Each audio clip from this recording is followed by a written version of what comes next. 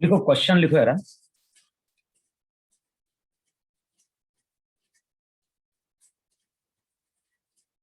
देखो पहला क्वेश्चन लिखो वहां पे। One end of a copper rod, one end of a copper rod of length 1 metre, one end of a copper rod of length 1 metre and area of cross section and area of cross section 4 into 10 to the power minus 4 meter square. One end of a copper rod of length 1 meter and area of cross section 4 into 10 to the power minus 4 meter square is maintained at 100 degrees Celsius. At the other end of the rod, at the other end of the rod, ice is kept. At the other end of the rod, at the other end of the rod, ice is kept at 0 degrees Celsius.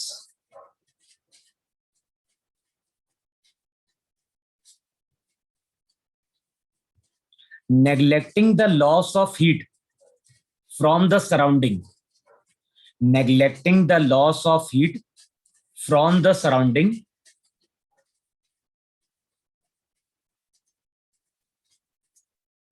find the mass of ice, find the mass of ice melted in 1 hour, find the mass of ice melted in 1 hour. और thermal conductivity of copper given है। जो thermal conductivity है copper की वो दी हुई है 401 what पर metre पर केल्विन। तो हमें थर्मल कंडक्टिविटी गिवन है और लैटेंट हीट ऑफ फ्यूजन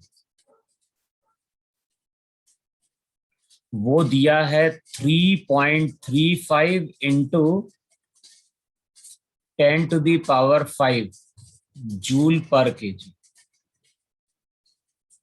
अब ये चीज क्वेश्चन में गिवन है। अब देखो डायग्राम कुछ इस तरह से बन रहा है कि नहीं बन रहा है।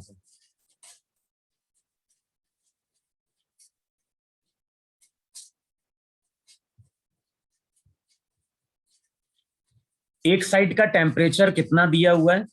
तो एक साइड का टेम्परेचर दिया हुआ है 100 डिग्री सेल्सियस और यहां पे जो आइस है वो कितने पे है? 0 डिग्री सेल्सियस पे। अच्छा, अब इन दोनों के बीच में हमने क्या किया है?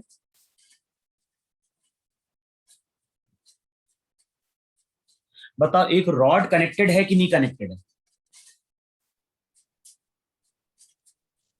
अच्छा, अब रॉड के लिए length, area of cross section ये सब गिवन है कि नहीं गिवन है? अरे बाकी सब डाटा गिवन है कि नहीं गिवन है रॉड के लिए? Yes sir. और लास्ट क्लास में हमने ये चीज पढ़ी थी कि जो भी हीट करंट होता है, हीट करंट का मतलब था delta Q by delta T, और उसका फॉर्मूला क्या था? उसका फॉर्मूला था K A into temperature difference upon L. अब टेम्परेचर डिफरेंस डिग्री सेल्सियस में लो, केल्विन में लो, उससे कोई फर्क तो पड़ेगा नहीं। तो पहले सबकी वैल्यू पुट करो और कैलकुलेट करो यहां पे हीट करंट। इस केस में हीट किस डायरेक्शन में फ्लो कर रही है? लॉस को नेग्लेक्ट करना है। तो बताओ जो भी हीट रहेगी, बताओ वो इस डायरेक्शन में फ्लो कर रही है कि नहीं फ्लो कर रही है? तो आइस को जो भी हीट मिल रही है, आइस को हीट मिल रही है थ्रू रॉड। इसका मतलब है कि यहां पे जो मेथड ऑफ ट्रांसफर है हीट वो क्या है? कंडक्शन। तो यहां पे कंडक्शन के थ्रू आइस को क्या मिल रही है? एनर्जी मिल रही है। तो सबसे पहले हीट करंट कैलकुलेट करो, क्योंकि इसकी यूनिट क्या थी? इसकी यूनिट थी जूल पर सेकेंड। तो 16.04। तो सबसे पहले ये कैलकुलेट करो कि 1 सेकेंड में एनर्जी कितनी मिलेगी। अब बोलो एच की वैल्यू कितनी बोल रहे हो? 16.04। 16? Yes sir, 0.04। देखो चेक करो, इतना आ रहा है क्या एसआई सिस्टम में 16.04 जूल पर सेकेंड। इसका मतलब है कि हर एक सेकंड में 16.04 जूल एनर्जी, बताओ आइस को मिल रही कि नहीं मिल रही? Yes, sir. हमें कैलकुलेट क्या करना है?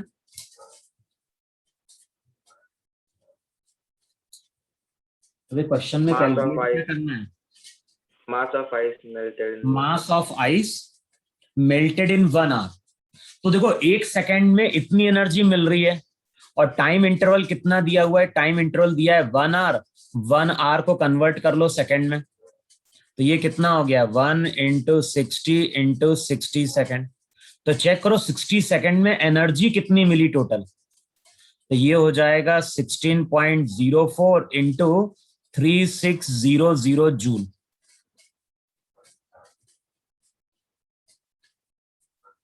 देखो ये टोटल एनर्जी मिली कि नहीं मिली? अच्छा, अब लैटेंट हीट ऑफ फ्यूजन का मतलब क्या होता है? लैटेंट हीट ऑफ फ्यूजन का मतलब था कि 1 kg आइस को अगर मेल्ट कराना है, 1 kg आइस को अगर मेल्ट कराना है तो कितनी एनर्जी चाहिए? 3.35 इंटू 10⁵ जूल। तो 1 kg आइस के लिए इतनी एनर्जी रिक्वायर्ड है। तो इतनी एनर्जी के लिए कितना मास रिक्वायर्ड होगा? तो बताओ वो delta Q by L F होगा कि नहीं होगा वहां पे?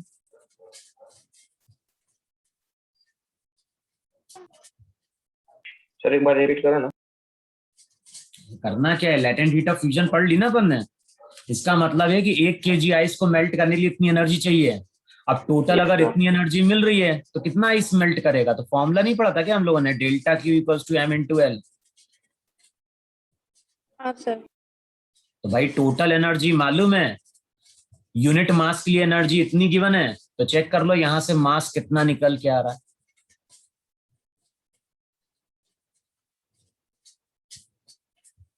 भाई यहाँ पे क्या है, आइस को केवल हीट मिल रही है थ्रू कंडक्शन, और कुछ नहीं है वहां पे। तो 0.17. चेक करो आंसर जो आता है 0.172 kg। देखो चेक करो इतनी वैल्यू सबकी आ रही कि नहीं आ रही।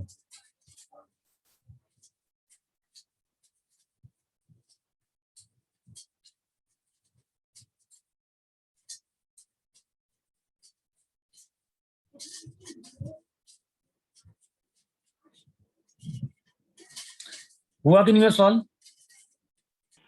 Yes. हो गया ना इतना?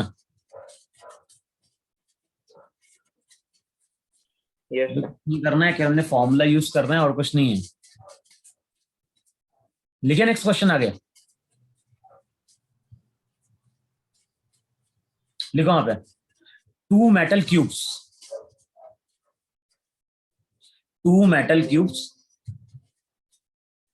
with 3 centimeter edges of copper and aluminium. Two metal cubes with 3 centimeter edges of copper and aluminium are arranged as shown in figure. Are arranged as shown in figure.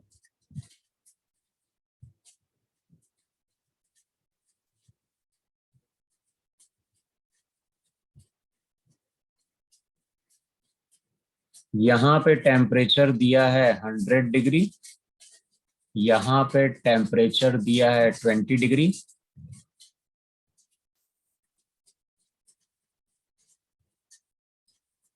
इस तरह से यहां पे दो क्यूब्स हैं। एक जो क्यूब है वो बना है एल्यूमिनियम का, और दूसरा वहां पे किसका है? कॉपर का। तो डायग्राम इस तरह से गिवन है। Two metal cubes with 3 centimetre edges of copper and aluminium are arranged as shown in figure. Find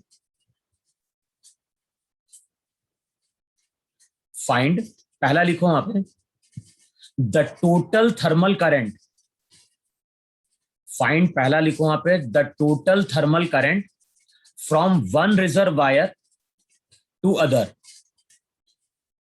find the total thermal current from one reservoir to the other.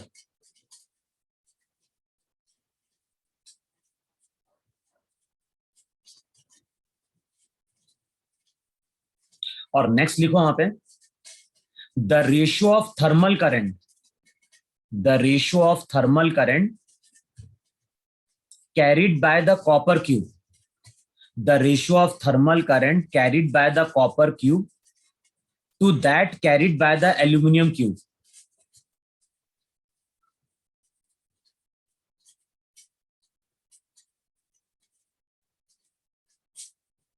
और जो copper है, copper के लिए ये दिया है 401 what पर metre पर केल्विन, और एल्यूमिनियम के लिए ये वैल्यू गिवन है 237 वॉट पर मीटर पर केल्विन।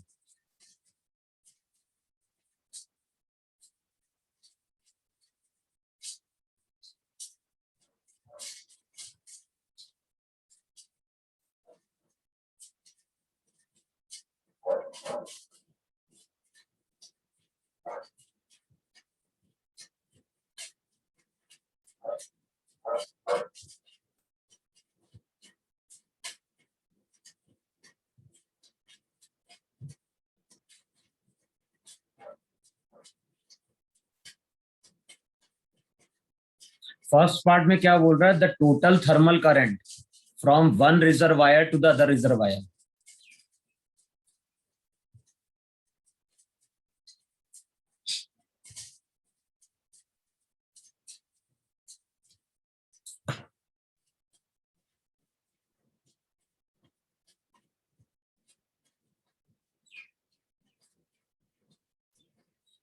और ये क्यूब गिवन है कि नहीं गिवन है?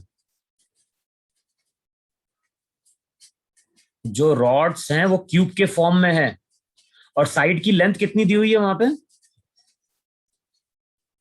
क्यूब की लेंथ कितनी दी हुई थी? 3 सेंटीमीटर ना? 3 सेंटीमीटर। तो बताओ आप क्या करोगे यहाँ पे, अगर यहाँ पे एल्यूमिनियम में अगर हीट करंट जा रहा है H1 और इसमें हीट करंट कितना जा रहा है H2, तब कैसे कैलकुलेट करोगे यहाँ पे? जो भी हीट करंट था, हीट करंट का फॉर्मूला था temperature difference upon thermal resistance, और आर की वैल्यू क्या थी? आर की वैल्यू थी L/KA। तो बताओ फर्स्ट केस में अगर हीट करंट H1 कैलकुलेट करना है तो H1 हो जाएगा वहां पे 100 - 20। बताओ R का मतलब क्या हो गया? L, लेंथ क्या है? ये A है कि नहीं? ये डिस्टेंस भी यस। तो यहाँ पे L का मतलब तो हो गया A, इंटू हो जाएगा K thermal conductivity, into area कितना हो जाएगा? बताओ एरिया A² होगा कि नहीं होगा? और यहाँ पे हमें K पुट करना है एल्यूमिनियम का। सिमिलरली अगर हमें कैलकुलेट करना है कॉपर के लिए, तो कॉपर के लिए हो जाएगा 100 - 20 upon A into K of क्या हो गया? Copper into A²। भाई क्यूब के फॉर्म में है तो जो एरिया ऑफ क्रॉस सेक्शन रहेगा जिससे हीट नॉर्मली पास कर रही है, बताओ वो A² है कि नहीं?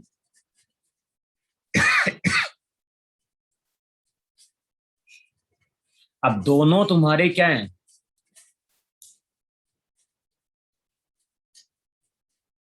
दोनों को ऐड कर दो, बताओ टोटल हीट करंट मिल गया कि नहीं मिल गया यहां से?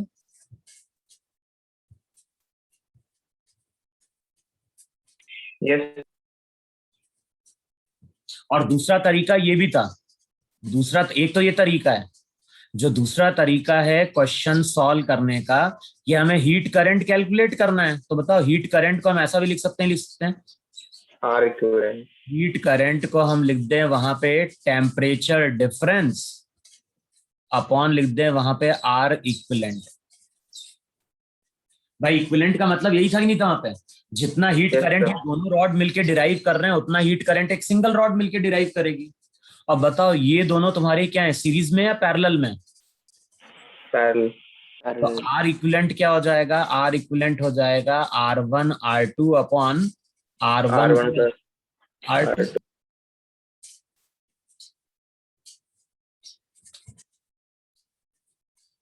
देखो हो जाएगा या नहीं हो जाएगा वहां पे?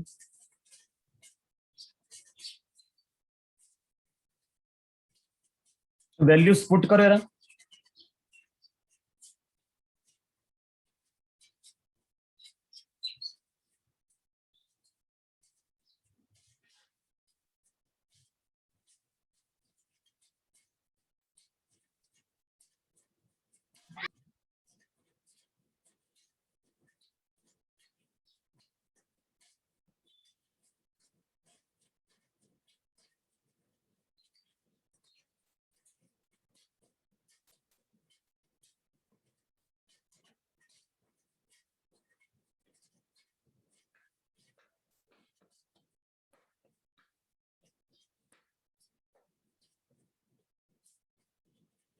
अब मेथड कोई सा भी यूज करते हैं, तो इंडिविजुअली हीट करंट कैलकुलेट करें, दोनों को ऐड कर दें, या फिर एच को हम लिख दें delta theta upon R equivalent. Sir, 151120. सब लोग चेक करो। और इसकी यूनिट क्या है, जूल पर सेकंड ना। Yes, sir. एरिया को कन्वर्ट कर लेना मीटर स्क्वायर में, सेंटीमीटर में मिलेगा ये। Yes, sir. देखो चेक करो कैलकुलेशन सब लोग।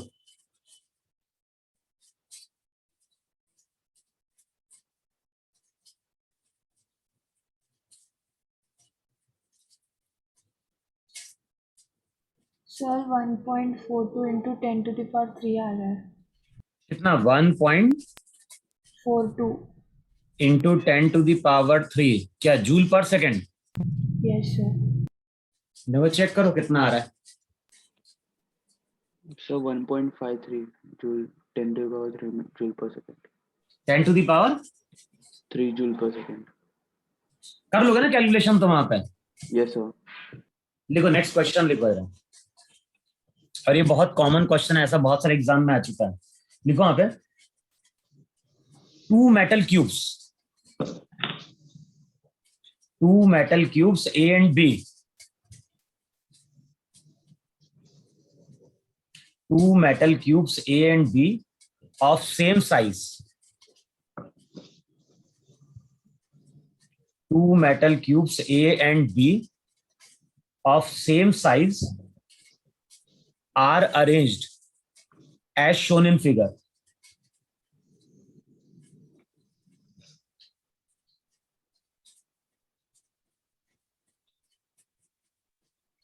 Two metal cubes A and B of same size are arranged as shown in figure.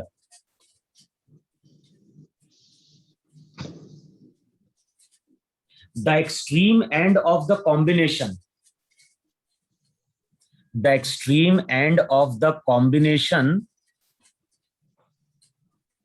are maintained. The extreme end of the combination are maintained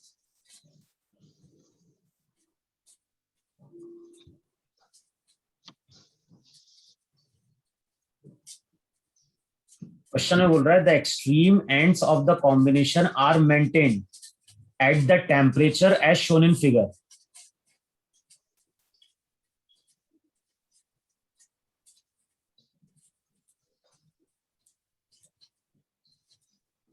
The arrangement is thermally insulated.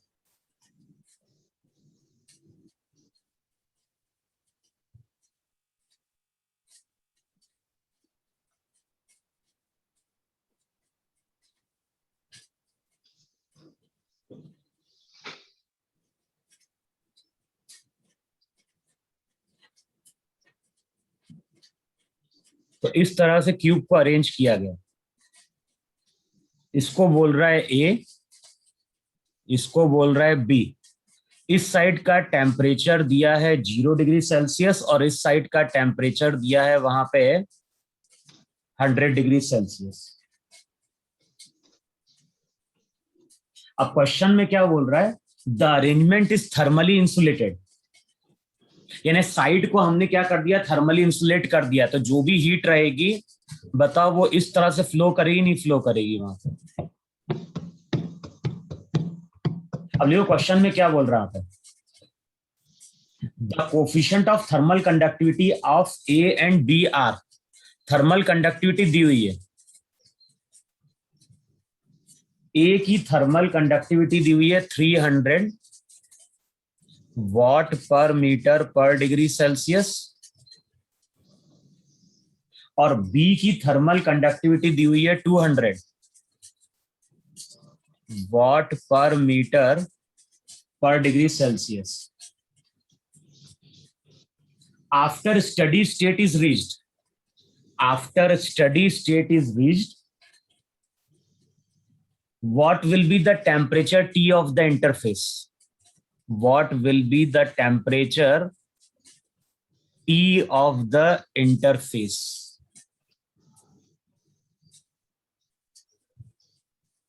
अब बताओ ये सब cube है कि नहीं है? तो अगर ये साइड की लेंथ अगर a होगी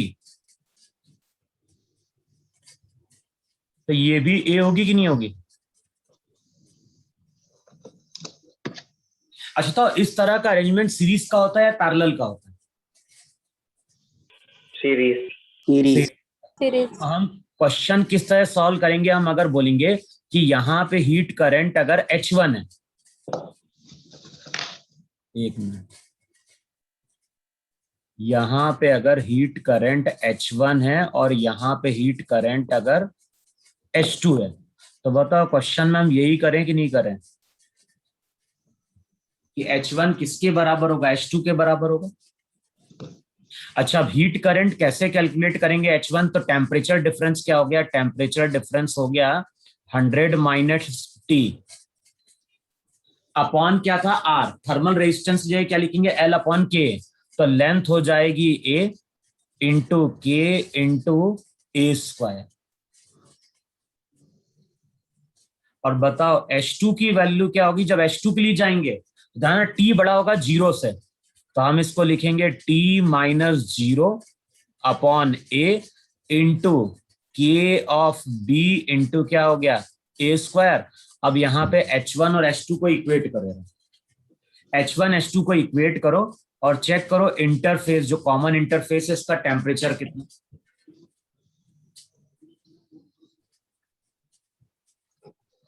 और ये बहुत कॉमन क्वेश्चन है, कई बार पूछा जा चुका है एग्जाम में, कि वहां पूछता है जंक्शन का टेम्परेचर कितना।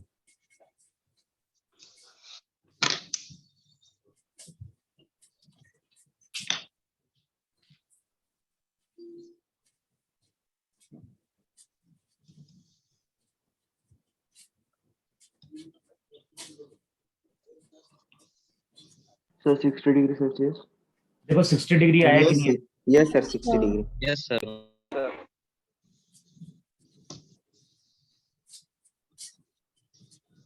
चलो नेक्स्ट क्वेश्चन लिखो वहां पे, सेम ऐसे ही क्वेश्चन है, थोड़ा चेंज किया, लिखो वहां पे, two walls of thickness, two walls of thickness in the ratio 1:3, two walls of thickness in the ratio 1:3, and thermal conductivities in the ratio 3:2, and thermal conductivities in the ratio 3:2,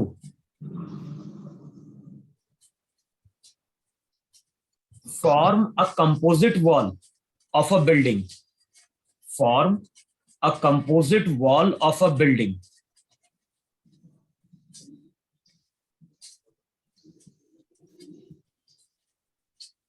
If the free space of the wall, be at temperature 30 degree and 20 degree respectively, what is the temperature of the interface?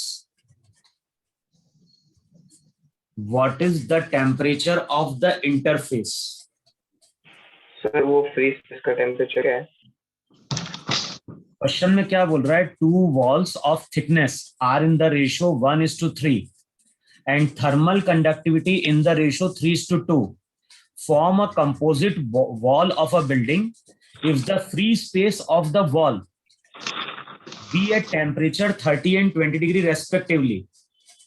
What is the temperature of the interface? अब diagram तो दिया नहीं है.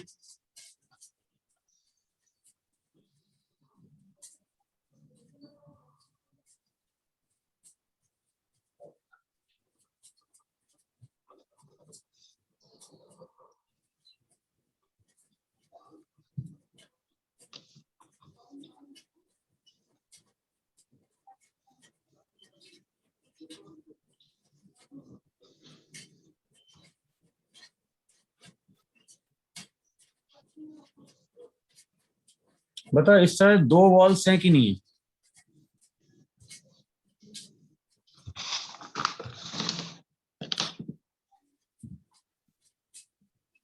अब देखो diagram तो नहीं दिया तो हम मान के चलते हैं कि एक का दिया है 30, तो मान लो इस साइड का टेम्परेचर है 30 डिग्री सेल्सियस और इस साइड का टेम्परेचर कितना हो जाएगा?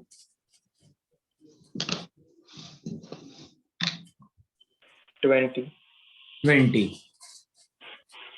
अच्छा, क्वेश्चन में कुछ नहीं बोल रहा है तो हम ये मान के चलेंगे कि जो भी हीट का फ्लो है वो ऐसा हो रहा है.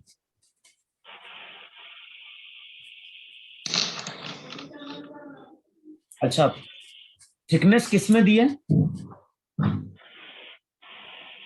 1:3 दिया ही दिया है रेशो. Yes sir. इसका मतलब है कि अगर मैं बोल रहा हूं कि ये थिकनेस अगर मान ले x, ये कितनी हो जाएगी? 3x 3x. और कंडक्टिविटी क्या दी है रेशो में? 3:2। 2. तो 3:2 का मतलब ये हो गया कि अगर हमने इसका मान लिया 3K, तो बताओ इसका हम 2K मान ले. यस भाई 3:2 दिया ना रेशो. Yes sir. अच्छा होता है ये दोनों वॉल अगेन कैसी हैं? हमें कैलकुलेट क्या करना है? हमें कैलकुलेट करना है what is the temperature of the interface. तो हमें ये कॉमन सरफेस का टेम्परेचर कैलकुलेट करना है.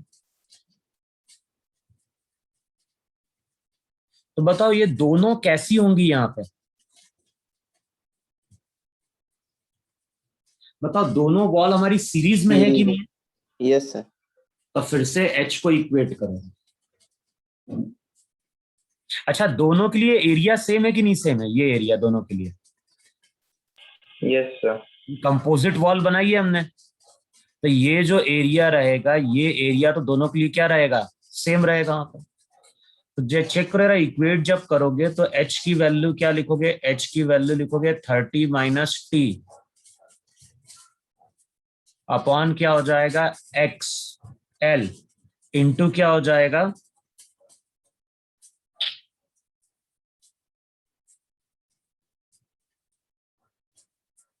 क्या हो रहा है? 3K इंटू ए. मान लो ये जो एरिया है वो ए है और सेकेंड केस में जो हीट करंट आएगा वो आएगा कितना? T - 20. अब डिस्टेंस ट्रेवल किया 3x, thermal conductivity 2K, area A. इन दोनों को इक्वेट करो और चेक करो टेम्परेचर T कितना हो. 26 डिग्री सेल्सियस। कितना? 26। 26. Yes sir. चेक करो ये आ रहा है क्या? Sir 10°C। क्वेश्चन में क्या कैलकुलेट करना है? इसमें उसने 21.82 दिया है. अब वो डिपेंड कर रहा है उसने डायग्राम कैसा कंसिडर किया होगा.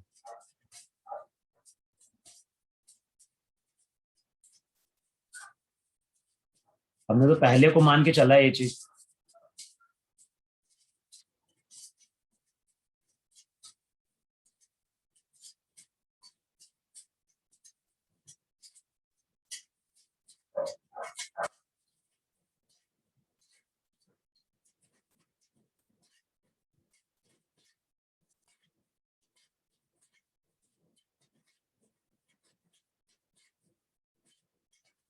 ये सर 26 ही आ रहा है। 26 ही आ रहा है। Yes sir. Yes sir. तो फिर गलत दिया होगा इसने कुछ। देखो चेक कर सकते हो कितना आ रहा है टेम्परेचर इसके अकॉर्डिंग जो हमने डायग्राम ड्रॉ किया।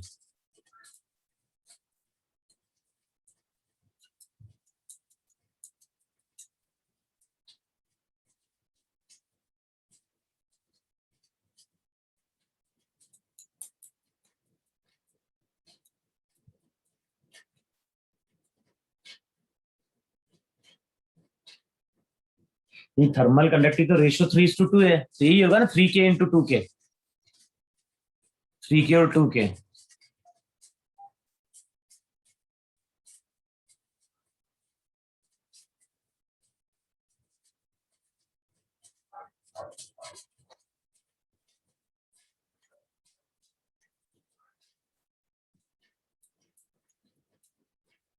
हुआ सॉल्व इतना।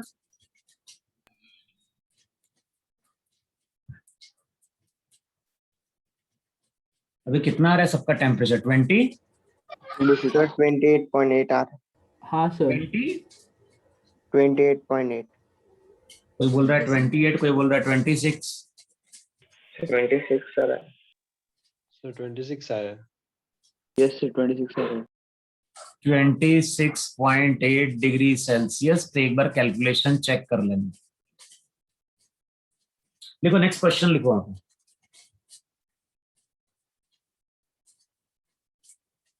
सर एक मिनट रुको। क्या बोल रहे टेम्परेचर हो? आ रहा है सर, टेम्परेचर आ रहा है शायद से। क्या टेम्परेचर आ रहा है? कैलकुलेशन तुम्हें चेक करना है।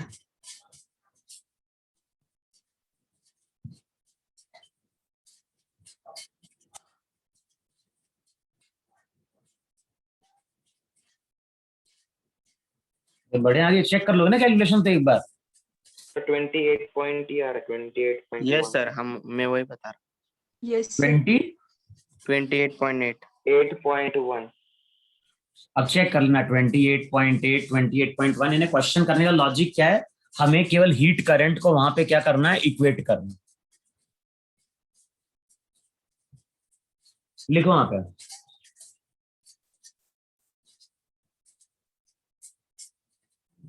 लिखो वहां पे, one end of a uniform brass rod 15 centimetre long, one end of a uniform brass rod 15 centimeter long and area 20 centimeter square,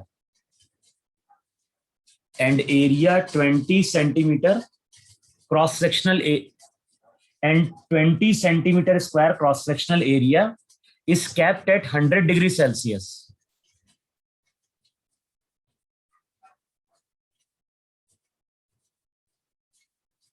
Is capped at 100 degree Celsius.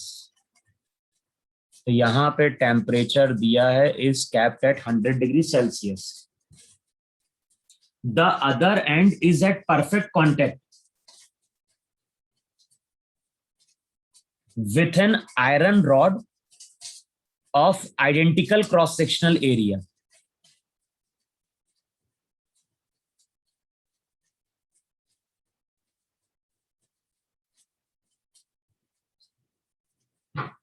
तो क्वेश्चन में क्या बोल रहा है? The other end is at perfect contact with an iron rod of identical cross section but length 8 centimetre.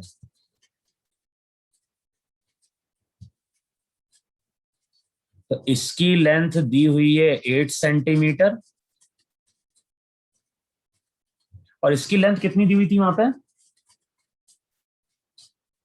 15 centimetre. अब क्या बोल रहा है? The lateral surface of the composite rod is surrounded by a heat insulator. The lateral surface of the composite rod is surrounded by an heat insulator. इसका मतलब है कि ये जो पोर्शन है ये सब इंसुलेटेड है कि नहीं? Yes sir. Yes, sir. यानी एक तरह से इसको हमने क्या किया? किसी रबर से क्या कर दिया? कवर कर दिया। तो हीट लेटरल पार्ट से तो जा नहीं सकती। अब क्वेश्चन में क्या बोल रहा है? The lateral surface of the composite rod is surrounded by heat insulator and the free end of the iron rod is kept in ice.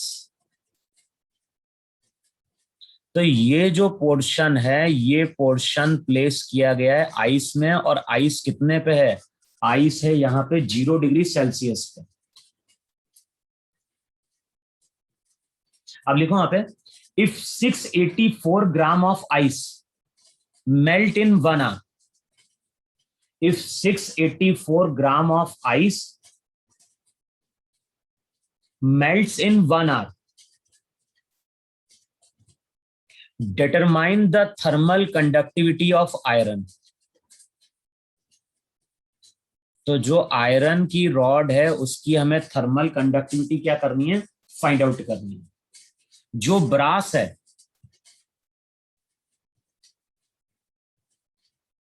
Brass की थर्मल कंडक्टिविटी दी हुई है 0.25, और ये सीजीएस में है, कैलोरी पर सेकेंड पर सेंटीमीटर पर डिग्री सेल्सियस। और लैटेंट हीट कितनी थी वहां पे सीजीएस में? 80 कैलोरी पर ग्राम।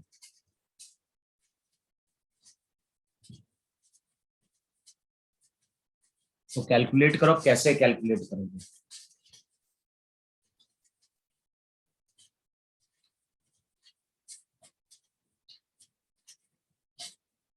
अब बताओ ये दोनों रॉड हमारी कैसे हैं? सीरीज में है कि नहीं है? Yes sir. तो पहले sir. हम बताओ यहाँ पे आर इक्विवेलेंट कैलकुलेट कर लें, क्योंकि एक बार अगर हमें आर इक्विवेलेंट मिल गया तो यहां से हमें हीट करंट मिल जाएगा। तो सबसे पहले फॉर्मूला यूज करो, H equals to 100 minus 0 upon R equivalent. पहले हमें ये चेक करना है कितना हीट करंट जाएगा।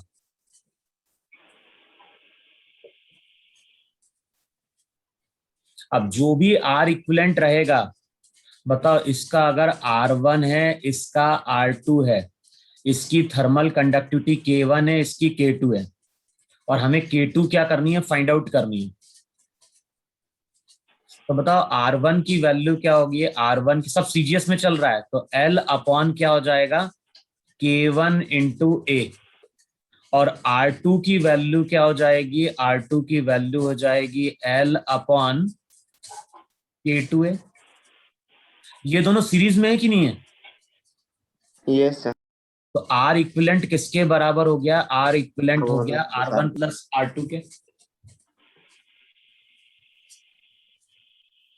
अच्छा, क्वेश्चन में क्या बोल रहा है? कितना आइस मेल्ट कर रहा है? 684 ग्राम ऑफ आइस मेल्ट करता है 1 hour में।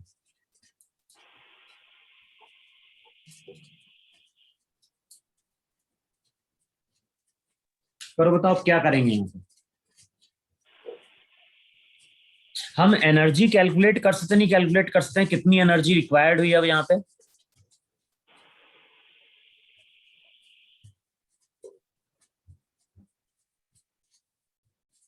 Yes, sir.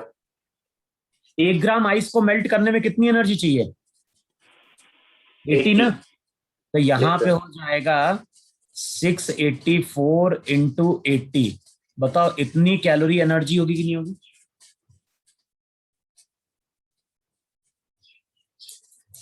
और ये लिखवाया था सीजीएस में, डेल्टा क्यू किस में मेजर करते हैं? कैलोरी में।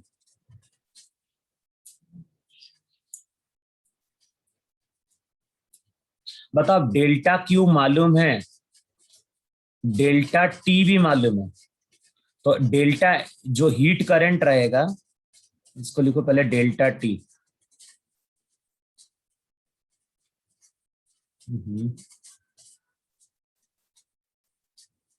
डेल्टा टी इतनी एनर्जी लगी, टाइम है वहां पे 1 hour, 1 hour का मतलब हो गया 3600 सेकेंड। तो बताओ हीट करंट वहां पे क्या हो गया? हीट करंट हो गया 684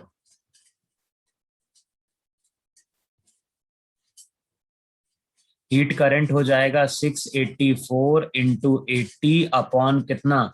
3600। और उसकी यूनिट क्या आएगी? कैलोरी पर सेकेंड।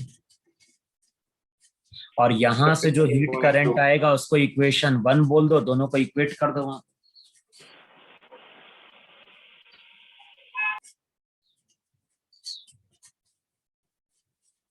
भाई 684 ग्राम आइस मेल्ट कर रहा है, तो 1 ग्राम आइस को मेल्ट करने के लिए 80 कैलोरी एनर्जी चाहिए, तो 684 के लिए एनर्जी निकाल लो। टाइम मालूम है तो तुम्हें यहाँ से हीट करंट मिल गया, अब हीट करंट को इक्वेट कर दो वहां पे।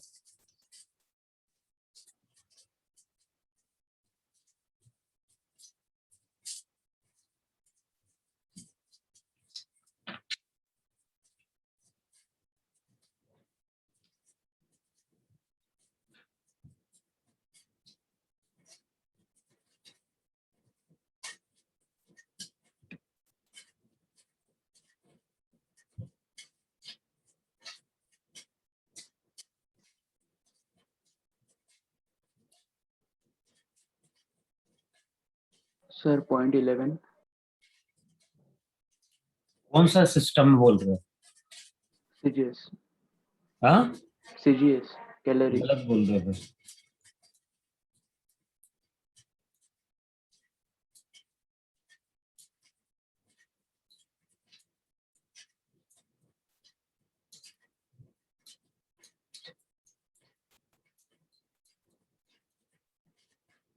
चेक करो के की वैल्यू कितनी आ रही है सीजीएस में।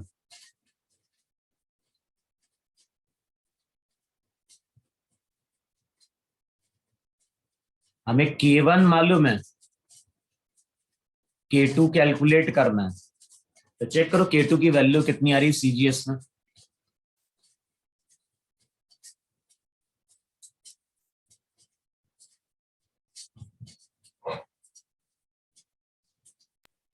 सर 0.041 है क्या? गलत है।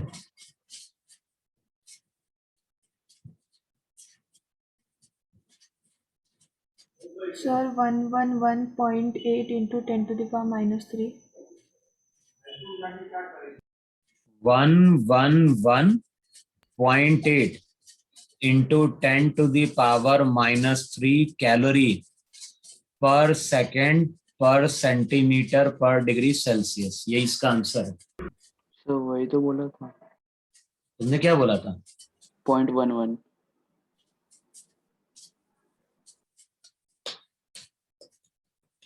देखो चेक करो K2 की वैल्यू कितनी आ रही है सबकी।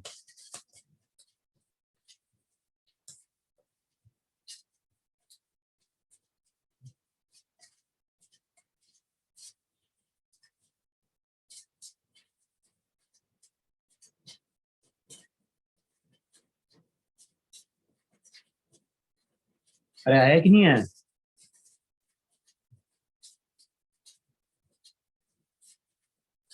चेक कर लेना कैलकुलेशन अब तुम लोग। लिखो नेक्स्ट क्वेश्चन वहां पे।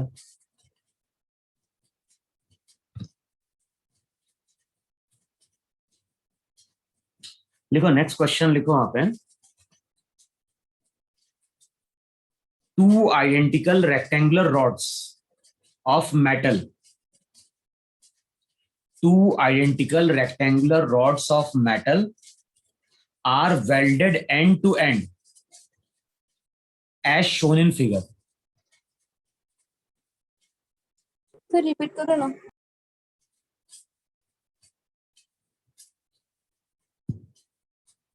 क्वेश्चन में बोल रहा है two identical rectangular rods of metal are welded end to end, are welded end to end as shown in figure.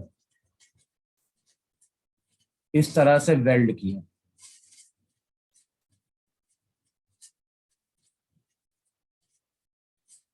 अच्छा, यहां पे टेम्परेचर दिया है 100 और यहां पे टेम्परेचर दिया है 0 डिग्री सेल्सियस। अब क्वेश्चन में क्या बोल रहा है? Two identical rectangular rods of metal are welded end to end as shown in figure and 60 joule of heat, नहीं and 10 joule, and 10 joule of heat flows through the rod in 2 minute. तो यहां पे कितनी energy flow कर रही है? तो यहां पे फ्लो कर रही है 10 जूल की एनर्जी कितने टाइम में? 2 मिनट्स में।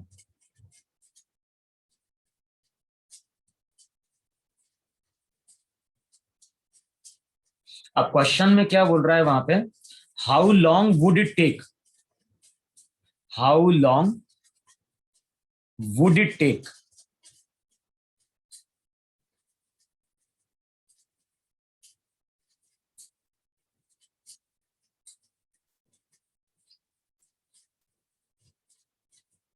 चलिए क्वेश्चन में क्या बोल रहा है, how long would it take for 30 joule of heat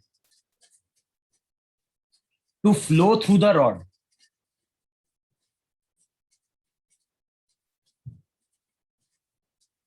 to flow through the rod.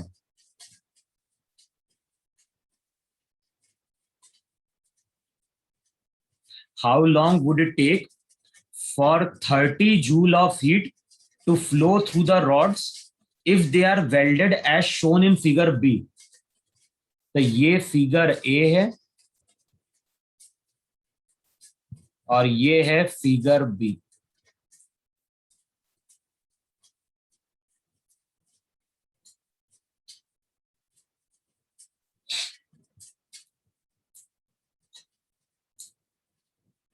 अभी पहले 10 जूल एनर्जी पास कराई थी, हम कितनी एनर्जी पास कर रहे हैं यहाँ पे?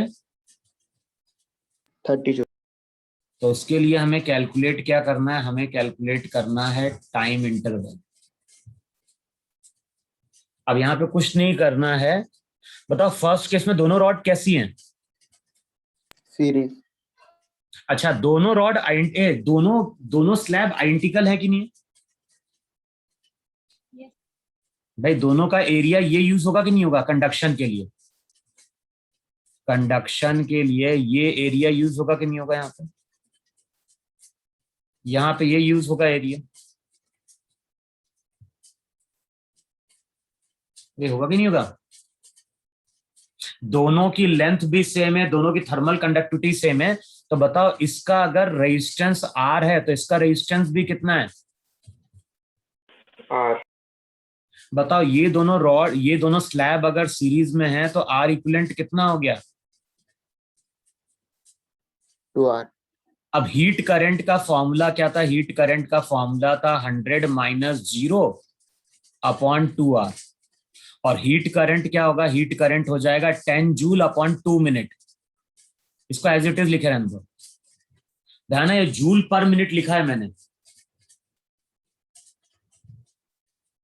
अब बताओ सेकेंड केस में जो हीट करंट आएगा वो H डैश आएगा, H डैश की वैल्यू फिर से होगी 100 माइनस 0।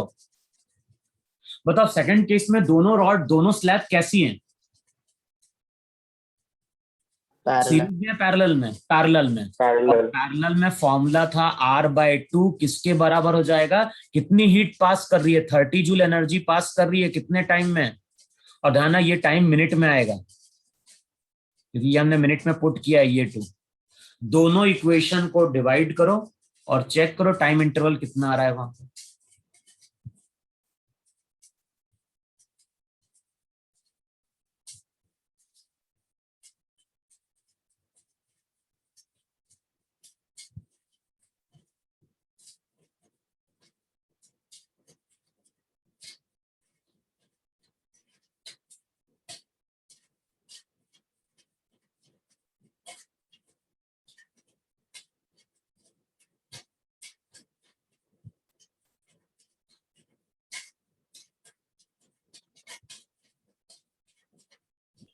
सर 24 है क्या?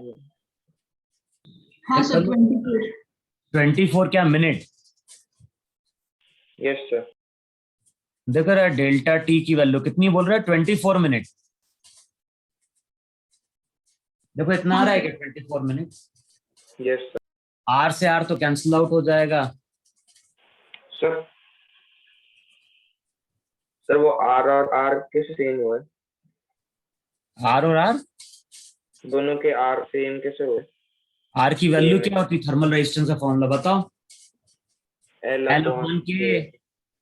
तो दोनों सेम है ना कि दोनों अलग अलग मटेरियल के हैं? आइडेंटिकल सेम है सर। तो K सेम है, ये दोनों की लेंथ सेम नहीं होगी यहाँ पे? Yes sir. दोनों का ये एरिया क्या है? यहाँ पे अगर एरिया मिलेगा तो यहाँ पे तो वही एरिया मिलेगा ही नहीं मिलेगा? कंपोजिट Yes, है sir. तो ये एरिया तो यही आएगा ना। Yes, sir. दोनों का सेम हो जाएगा थर्मल रेजिस्टेंस। चेक करो 24 मिनट आ रहा है। Yes, sir. गलत तो नहीं कर रहे हो डिवाइड करने पे? 3/2 minutes. Yes, sir. 3/2 minutes. Check करो कैसे कर रहे हो, डिवाइड कैसे कर रहे हो भाई? 100 से 100 कैंसिल आउट हो जाएगा, वहां पे 2r है, यहाँ पे r/2 है। 3 आ रहा है सर।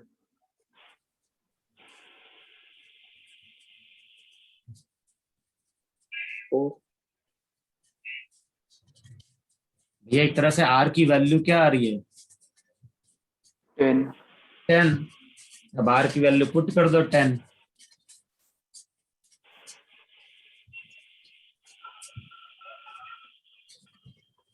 $24 कौन आ रहा होगा? कैसे डिवाइड कर रहे हो तुम लोग? Sir, 3/2. करना भी नहीं आता तुम लोग दो equation. 3/2 yes sir 3/2 Yes, sir. 3/2. 3/2 आ रहा है, Yes, sir. yes sir यानी 1.5 minute. yes sir Yes, sir. तो पहले अगर 2 मिनट्स लग रहा है तो बाद में 1.5 मिनट लग रहा है। चेक कर लो कैलकुलेशन तुम लोग।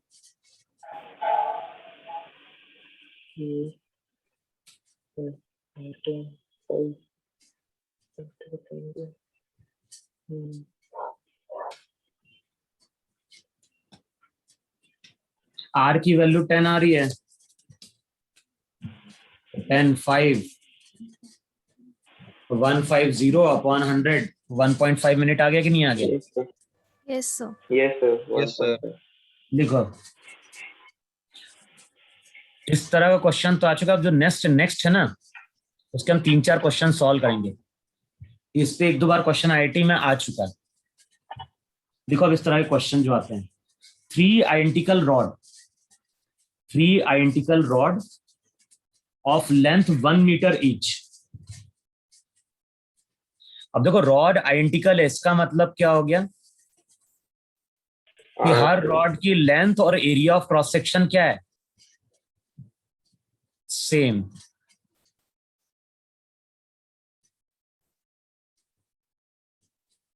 तो इस तरह से यहां पे 3 रॉड है और उसको हमने इस तरह से लाके वहां पे वेल्ड कर दिया। अब क्वेश्चन में क्या बोल रहा है? 3 identical rod of length 1 metre each, area of cross section 1 centimetre square each.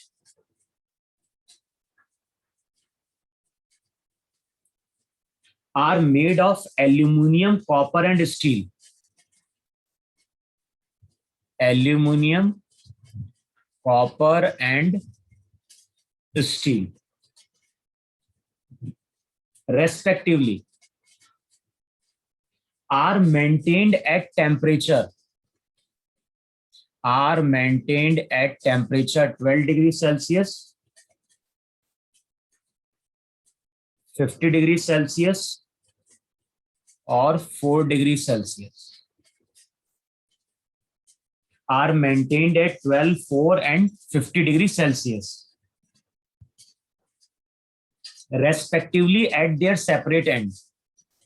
respectively at their separate end। अच्छा, सबकी थर्मल कंडक्टिविटी दी हुई है, तो कॉपर की लिखो एसआई सिस्टम में 400 वॉट पर मीटर पर केल्विन। जो एल्यूमिनियम है उसकी दी हुई है 200, यूनिट वही है, और लास्ट में दी है स्टील, और स्टील की दी हुई है वहां पे 50 वॉट पर मीटर पर केल्विन। अब क्वेश्चन में क्या बोल रहा है? Find the temperature of the common junction. तो जो कॉमन जंक्शन है उसका टेम्परेचर हमें क्या करना है? फाइंड आउट करना है। अब ध्यान, जब भी इस तरह के क्वेश्चन सॉल्व करते हैं ना, तो वहां पे हम किरचॉफ का करंट लॉ यूज करने की कोशिश करते हैं। इतना तुमने 9-10 में पढ़ा होगा कि अगर मान लो यहाँ पे कोई जंक्शन बन रहा है और यहाँ पे हीट करंट अगर H आ रहा है और इसमें जा रहा है H1, इसमें कितना जा रहा है? हीट करंट की जगह वहां बोलो I1। अगर मान लो यहाँ पे अगर I करंट आ रहा है, यहाँ पे I1 जा रहा है, यहाँ पे I2 जा रहा है, तो वहां पे हम करंट इलेक्ट्रिसिटी में क्या बोलते थे? इनकमिंग करंट आउटगोइंग करंट के बराबर होता है। तो मैंने क्या बोला है, कंडक्शन के जो क्वेश्चन सॉल्व करेंगे उसमें हम कई बार करंट इलेक्ट्रिसिटी प्रॉपर्टी यूज करते हैं। तो जितना करंट आएगा उतना ही करंट बाहर क्या होगा? निकलेगा। अच्छा, हमें मालूम है हीट किसके करंट फ्लो करती है? Due to temperature difference. अच्छा, किसका टेम्परेचर सबसे ज्यादा है? स्टील का। स्टील। किससे ज्यादा है? स्टील। सबसे ज्यादा टेम्परेचर 50 है कि नहीं है? Yes sir 50। और हमें मालूम है कि लेंथ के साथ जब जाओगे तो टेम्परेचर कंटिन्यूसली घटेगा। Yes sir. अब हमें एक चीज एजम्पशन लेना पड़ेगा। हमने एजम्पशन क्या लिया कि जो हमारा टेम्परेचर है ना वो 50 से कम है। एजम्पशन कुछ भी हम मान रहे हैं कि हमारा जो टेम्परेचर है जंक्शन का 50 से कम है, लेकिन 12 से भी ज्यादा है और 4 से भी ज्यादा है। एजम्पशन कुछ भी मान सकते हो तुम वहां पे, बाद में हम साइन चेक कर लेते हैं पॉजिटिव नेगेटिव क्या बनता है वहां पे। तो पहले यहाँ पे कोई एक चीज एजम्पशन लो वहां पे कि जंक्शन का टेम्परेचर 50 से कम है लेकिन 12 और 4 से ज्यादा है। बताओ अगर ऐसा होगा तो टेम्परेचर डिफरेंस के कारण हीट करंट का फ्लो कैसा हो? बताओ, यहां पे हीट करंट आएगा कि नहीं आएगा?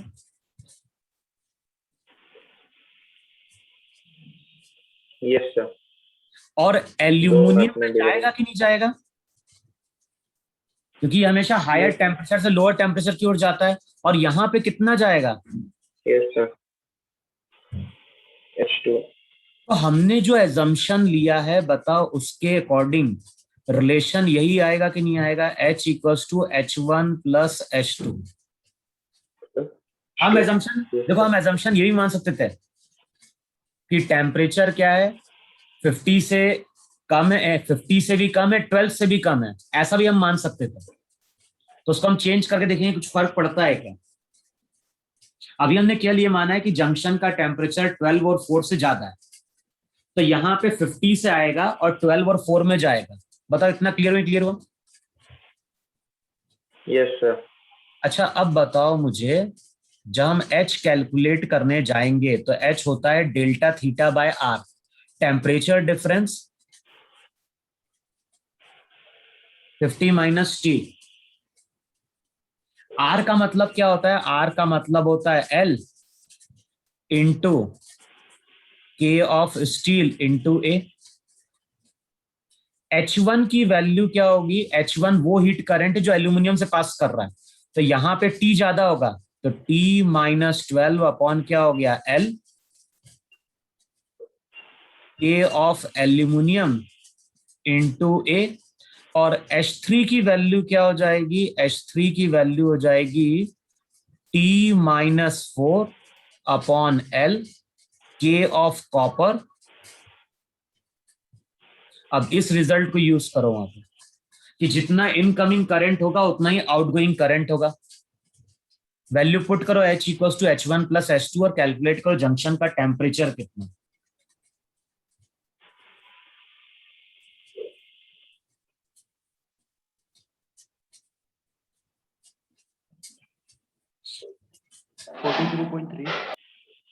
कितना?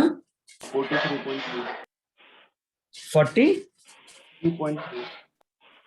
ऐसा तो नहीं आ रहा है आंसर।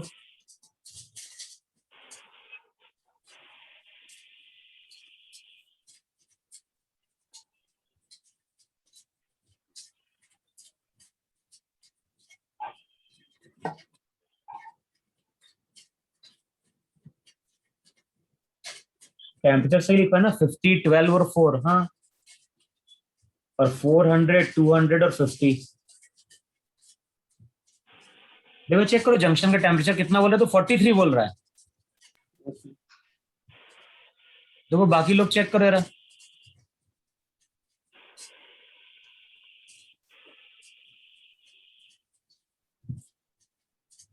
नौ से अलग आ रहा है। मैथ्स है यार, तुम लोग कैसे कैलकुलेट कर रहे हो?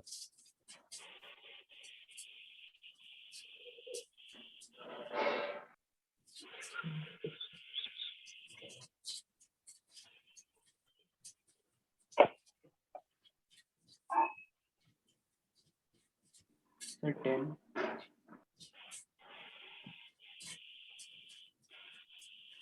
यस सर 10 आ रहा है।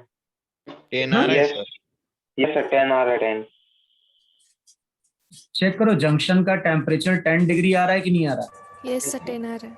Yes yes sir. तो देखो अब यहाँ पे केवल क्या चेंज आएगा, अगर 10 हुआ इसका मतलब है कि 50 से भी हीट करंट आएगा, 12 से भी आएगा और 4 में जाएगा। Yes sir. बस हमें एरो का डायरेक्शन वहां पे क्या कर देना है, चेंज कर देना, और कुछ नहीं करना। अच्छा अगर मान लो हम assumption ले लेते, देखो अगर मान लो हम assumption ले लेते कि टेम्परेचर 12 से भी कम है लेकिन 4 से ज्यादा है, तो बताओ हम डायरेक्शन क्या शो करते फिर एरो का?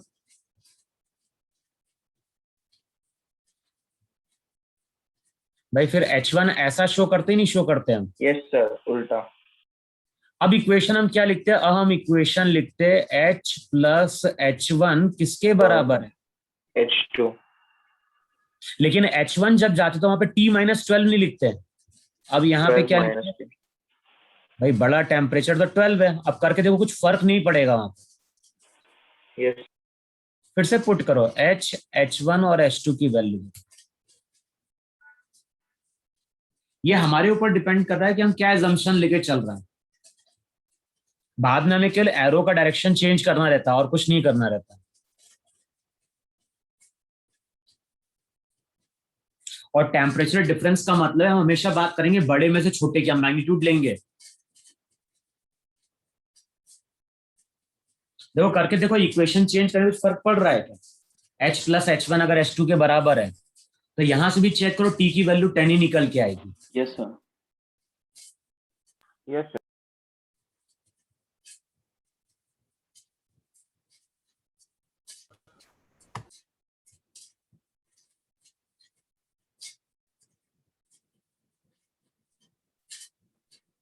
लिखा इतना सबने? Yes sir. लिखो नेक्स्ट क्वेश्चन लिखो यार। इस तरह के क्वेश्चन कई बार आ चुके हैं आईआईटी में। क्वेश्चन सॉल्व करने का तरीका क्या है? हम किरचॉफ फर्स्ट लॉ यूज करते हैं, किरचॉफ करंट लॉ। तो जिस तरह से वहां पे इनकमिंग करंट आउटगोइंग के बराबर होगा, सेम चीज यहां पे एप्लीकेबल होगी। क्लियर इतना वहां पे? लिखो अब क्वेश्चन लिखो वहां पे, a rod CD of thermal resistance 5 Kelvin per watt। एक रॉड है जिसका थर्मल रेजिस्टेंस दिया है, चेक कर लेना यूनिट सही बोल रहा है कि नहीं बोल रहा है। यूनिट बोल रहा है वहां पे 5 केल्विन पर वॉट। बताओ यही होगा कि नहीं होगा?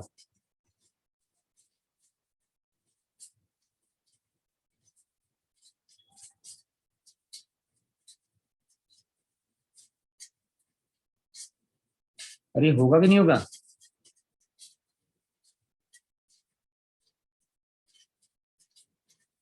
तो देखो क्वेश्चन में क्या बोल रहा है, rod CD of thermal resistance 5 kelvin per watt is joint at the middle of an identical rod AB as shown in figure.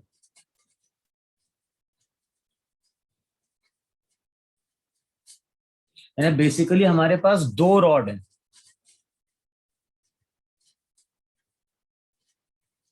और दोनों रॉड हमारी आइडेंटिकल है, यानी दोनों का थर्मल रेजिस्टेंस इतना ही है। केवल यहां पे एक रॉड को हमने इसके मिड पे लाके ज्वाइन कर दिया। बताओ क्वेश्चन में ऐसा बोल रहा है कि नहीं बोल रहा? अब इसको बोल रहा है ए, इसको बोल रहा है बी, ज्वाइंट सी, यानी दो आइडेंटिकल रॉड हैं, दोनों आइडेंटिकल रॉड को मिला के हमने टी सेक्शन फॉर्म किया है। लिखा वहां पे a rod CD of thermal resistance 5 Kelvin per watt is joined at the middle of an identical rod AB as shown in figure. The end A, B and D are maintained at 100 degree Celsius, 0 degree Celsius और यहां पे 25 degree Celsius respectively. Find the heat current in CD. Find the heat current in CD. तो बताना है CD में heat current कितना।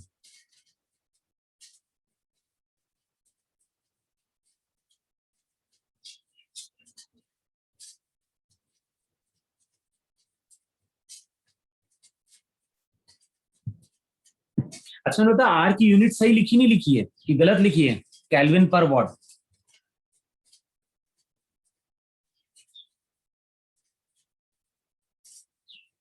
अबे तुम लोग पूछ रहा हूं, आर का मतलब क्या था? आर का मतलब था एल अपॉन के था कि नहीं था? Yes sir.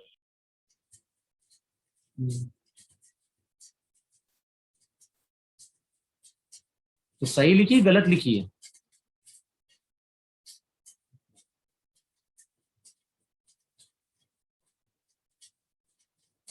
के की यूनिट क्या थी? के की यूनिट जनरली क्या थी? वॉट पर मीटर पर केल्विन। पर केल्विन। तो चेक करो बन जाए नहीं बन जाएगा? Kelvin upon what.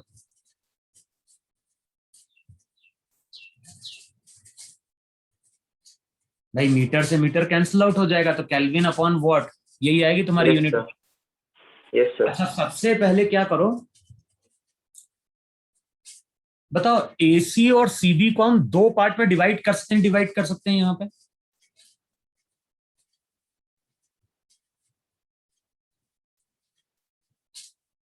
अच्छा बताओ, सीडी का अगर थर्मल रेजिस्टेंस आर होगा तो एसी का थर्मल रेजिस्टेंस क्या हो जाएगा? आर बाई टू होगा नहीं होगा? लेंथ हाफ हो गई कि नहीं हो गई? Yes sir. तो ये हम बोलते हैं इस साइड का अगर थर्मल रेजिस्टेंस R बाय 2 है तो इसका थर्मल रेजिस्टेंस R बाय 2 है। अब मान लो जंक्शन का टेम्परेचर यहाँ पे T है और हम एजम्पशन क्या ले लेते हैं कि जो T टेम्परेचर है मान लो वो 0 से बड़ा होगा कि नहीं होगा? यस। और मान लो छोटा है, किससे छोटा है? 100 से भी और 25 से भी।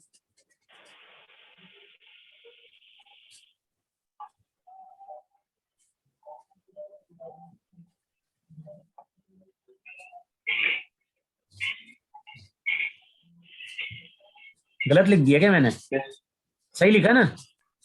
यस सर सही।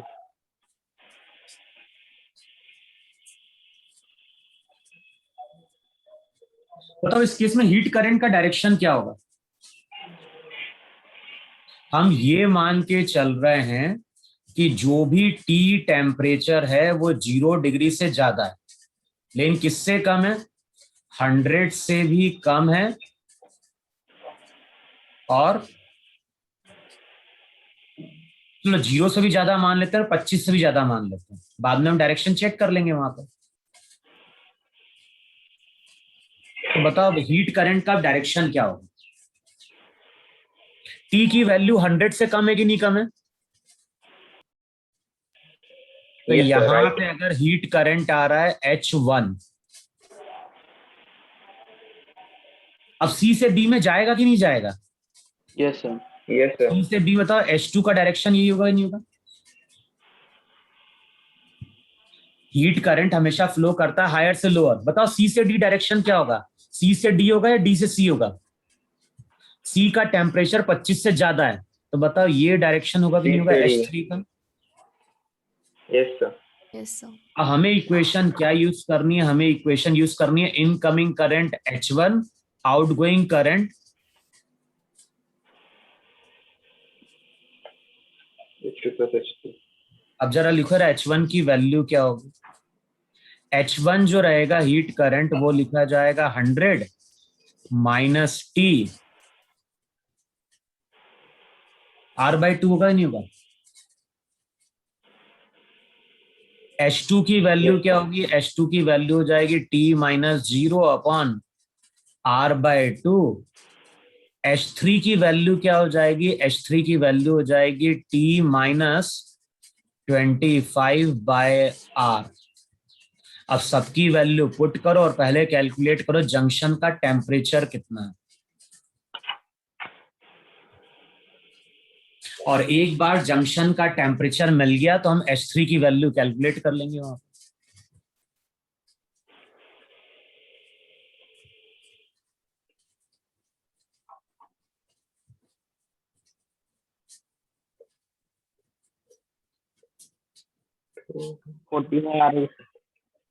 कितना रहे टी? 45 डिग्री। चेक कर लो टी की वैल्यू सबकी आ रही कि नहीं आ रही? 45। Yes, Yes, sir. टी अगर 45 है तो टी की वैल्यू पुट करो और कैलकुलेट करो H3 की वैल्यू कितनी। हमें तो H3 कैलकुलेट करना है ना। 4.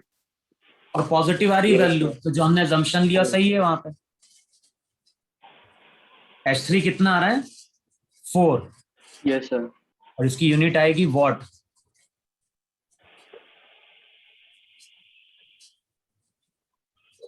देखो आया कि नहीं आया इतना? Yes, sir. देखो इसमें नेक्स्ट क्वेश्चन लिखा आ गया ना इतना? Yes, sir. लिखो नेक्स्ट क्वेश्चन लिखो वहां पे 3 rods of material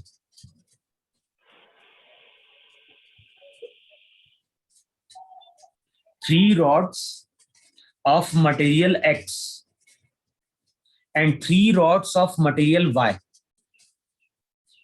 3 rods of material X and 3 rod of material Y.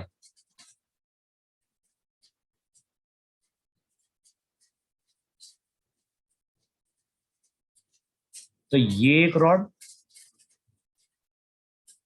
ये एक रॉड और ये एक रॉड और 3 rods of material Y.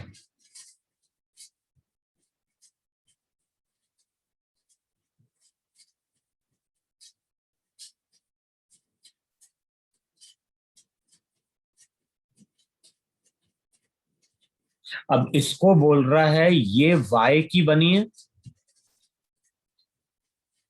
ये बनी है X की। तो क्वेश्चन में क्या बोल रहा है? 3 rods of material X and 3 rods of material Y are connected as shown in figure. All the rods are of identical length and area of cross section. तो सबके लिए length and area of cross section क्या है? Same है। फिर क्या बोल रहा है? If the end A is maintained at 60 degree Celsius, तो ये एंड ए है जिसको मेंटेन्ड किया गया है 60 डिग्री सेल्सियस पे। इसको नेमिंग दी गई है बी, सी, डी और ई। जो ई है इसका टेम्परेचर दिया गया है कितना? 10 डिग्री सेल्सियस। तो क्वेश्चन में क्या बोल रहा है? If the end A is maintained at 60 degree Celsius and the junction E at 10 degree Celsius, calculate the temperature of junction B C D. Calculate the temperature of junction B C D. अच्छा, question में क्या दिया है? Thermal conductivity of X, और X की thermal conductivity दी हुई है 0.92 कैलोरी पर सेंटीमीटर पर सेकेंड पर डिग्री सेल्सियस। और जो y है, y की थर्मल कंडक्टिविटी दी हुई है वहां पे 0.46 कैलोरी। तो 0.46 कैलोरी पर सेंटीमीटर पर सेकेंड पर डिग्री सेल्सियस। अब देखो, जब भी इस तरह के क्वेश्चन सॉल्व करेंगे, अभी तो केवल 3 रॉड थी। अब इससे पहले जब हमने क्वेश्चन सॉल्व किया तो टी जंक्शन बन रहा था, तो वहां पे 3 रॉड की बात कर रहे थे। अब कुछ क्वेश्चन ऐसे होंगे जहां पे मोर देन 3 रॉड्स होगी। तो जब भी इस तरह के क्वेश्चन सॉल्व करोगे तो वहां पे हमें करंट इलेक्ट्रिसिटी की प्रॉपर्टी यूज करनी है। अब देखो, जिस तरह से वहां पे करंट फ्लो करता है हायर टू लोअर, तो यहाँ पे क्या चीज फ्लो करेगी? यहाँ पे हीट करंट फ्लो करेगा। और ध्यान है, जितना हीट करंट यहाँ पे एंटर करेगा उतना ही हीट करंट यहां से क्या होगा? बाहर आएगा। बताओ, ऐसा होता नहीं होता सर्किट में? जितना करंट एंटर करता है उतना ही करंट वहां पे बाहर आता है।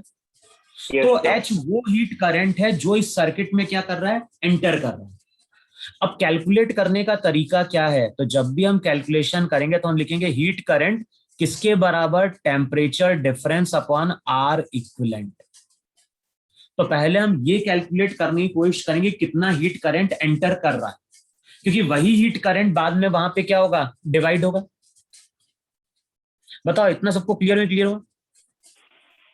Yes sir. अच्छा, अब सबसे पहले आर इक्विवेलेंट कैलकुलेट करो।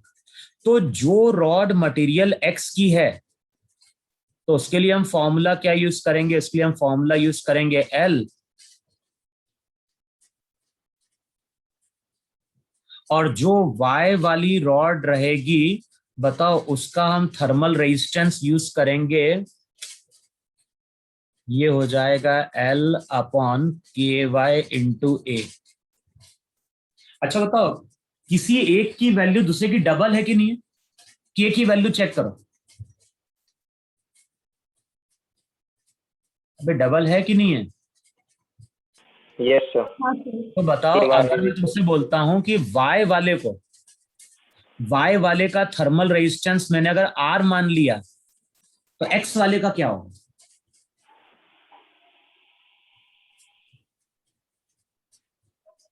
भाई 2 से मल्टीप्लाई करना पड़ेगा, 2 से डिवाइड करना पड़ेगा, तो r/2 बनेगा, 2r बनेगा।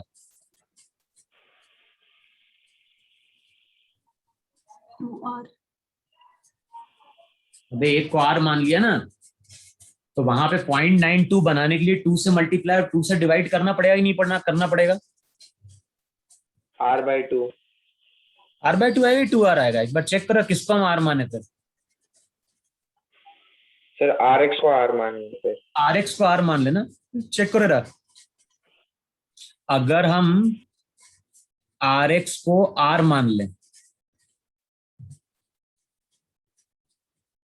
तो चेक करो फिर ये 2r होगा क्या इसका thermal resistance? Yes, sir. Yes sir.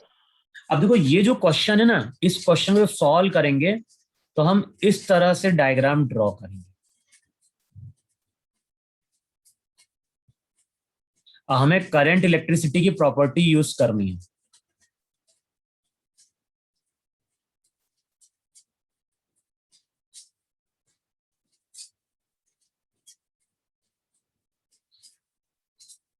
तो ये तुम्हारा वहां पे सर्किट है। अच्छा, अभी तुम केवल इतने पार्ट को भूल जाओ जरा, इतने पार्ट। अब करंट इलेक्ट्रिसिटी में हम क्या बोलते हैं कि ये जो इस तरह का सर्किट होता है, इसको हम बोलते हैं व्हीटस्टोन ब्रिज।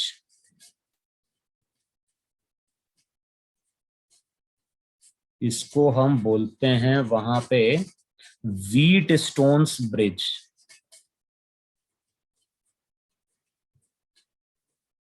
अब ये जो व्हीटस्टोन ब्रिज होता है ना, 2 होते हैं, एक होता है बैलेंस्ड और दूसरा होता है अनबैलेंस्ड। जैसे मान लो इसकी नंबरिंग कर रहा हूं, A, B, C और D। यहां पे अगर रेजिस्टेंस R1 है, यहां पे रेजिस्टेंस R2 है, यहां पे रेजिस्टेंस R3 है, यहां पे रेजिस्टेंस R4 है, तो प्रॉपर्टी क्या होती है? प्रॉपर्टी होती है कि अगर R1 bye R2 R3 bye R4 के बराबर है, तो जो व्हीट स्टोन ब्रिज होता है वो बैलेंस्ड व्हीट स्टोन ब्रिज होता है। हम लोग हमेशा इस तरह के सर्किट में चेक करते हैं कि R1/R2 R3/R4 के बराबर है क्या। अगर हो गया तो बैलेंस्ड है, और अगर नहीं होगा तो अनबैलेंस्ड है। अच्छा, व्हीट स्टोन ब्रिज अगर बैलेंस्ड होता है तो वहां पे हम प्रॉपर्टी डिफाइन करते हैं कि बी और सी पॉइंट सेम पोटेंशियल पे होते हैं। अगर व्हीट स्टोन ब्रिज बैलेंस्ड होगा तो वहां मैंने क्या बोला, बी और सी पॉइंट हमारे क्या होंगे, सेम पोटेंशियल पे रहेंगे वहां पे। अच्छा, इतना तुम लोगों ने 9-10 में पढ़ा होगा कि पोटेंशियल डिफरेंस को हम लिखते थे I इंटू आर। मान लो यहां पे एक रेजिस्टेंस R5 भी है कि नहीं। अब बताओ, बी और सी पॉइंट अगर सेम पोटेंशियल पे हैं, ये दोनों पॉइंट अगर सेम पोटेंशियल पे हैं, बताओ R5 के अक्रॉस पोटेंशियल डिफरेंस 0 आएगा कि नहीं आएगा। तो इसको लिखोगे I इंटू R5। अब बताओ, I इंटू R5 का प्रोडक्ट अगर 0 है तो इनमें से कोई एक चीज 0 नहीं चाहिए। R5 तो 0 है नहीं, इसका मतलब है कि I वहां पे क्या होना चाहिए, 0 होना चाहिए। सर तो जब भी व्हीट स्टोन ब्रिज बैलेंस्ड होता है तो बी और सी पॉइंट सेम पोटेंशियल पे होते हैं और बीच वाले से कोई करंट पास नहीं करता है। इसका मतलब है कि यहां पे अगर I करंट आ रहा है, इसमें अगर I1 गया, इसमें अगर I2 गया, तो ये पूरा का पूरा I1 इसमें चला जाएगा, ये पूरा का पूरा I2 इसमें चला जाएगा। बीच वाला जो रेजिस्टेंस है उससे कोई करंट पास नहीं करता, और उससे अगर कोई करंट पास नहीं कर रहा है इसका मतलब है कि सर्किट में उस रेजिस्टेंस का कोई इंपॉर्टेंस नहीं है। जब भी हम सर्किट डायग्राम ड्रॉ करेंगे तो हम केवल वो रेजिस्टेंस कंसीडर करते हैं जिनसे करंट वहां पे क्या कर रहा है, पास कर रहा है। बताओ, इतना सबको क्लियर हुआ ही क्लियर हुआ। ये सब पढ़ेंगे हम करंट इलेक्ट्रिसिटी में आगे। और ऐसा नहीं कि तो अभी हमने कितनी रॉड ली है, अभी हमने लिए टोटल यहाँ पे कितनी रॉड है, टोटल 6 ना। Yes yes sir. आगे कुछ क्वेश्चन सॉल्व करके 12 रॉड की भी क्वेश्चन आएंगे, 24 रॉड भी होगी, लेकिन वहां पे हमें इक्विवेलेंट रेजिस्टेंस कैलकुलेट करते हुए आना चाहिए। तो अभी मैंने एक सिंपल सा सर्किट लिया है जहां पे व्हीट स्टोन ब्रिज की प्रॉपर्टी लग रही है। जब हम करंट इलेक्ट्रिसिटी पढ़ लेंगे ना तो वहां पे भी हम क्वेश्चन सॉल्व करके देख सकते हैं कंडक्शन पे, कि हमें केवल करना क्या है, हमें केवल कैलकुलेट करना है हीट करंट, कितना हीट करंट एंटर कर रहा है। और हीट करंट अगर कैलकुलेट करना है तो हमें क्या चाहिए, दोनों एंड के बीच का टेम्परेचर डिफरेंस अपॉन क्या चाहिए, आर इक्विवेलेंट चाहिए वहां पे।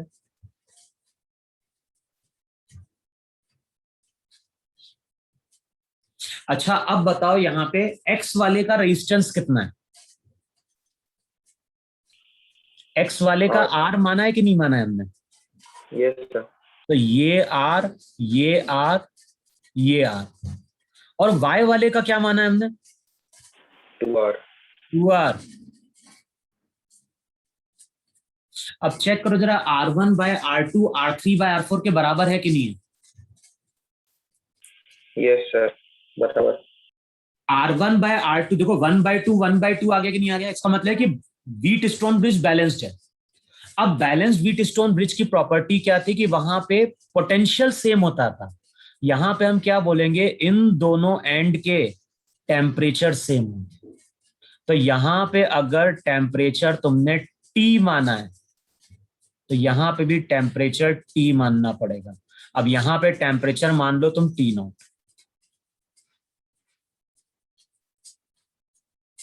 इतना कर लिया वहां पे।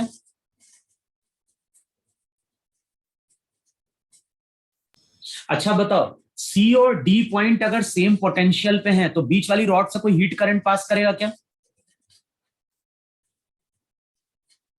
No, sir.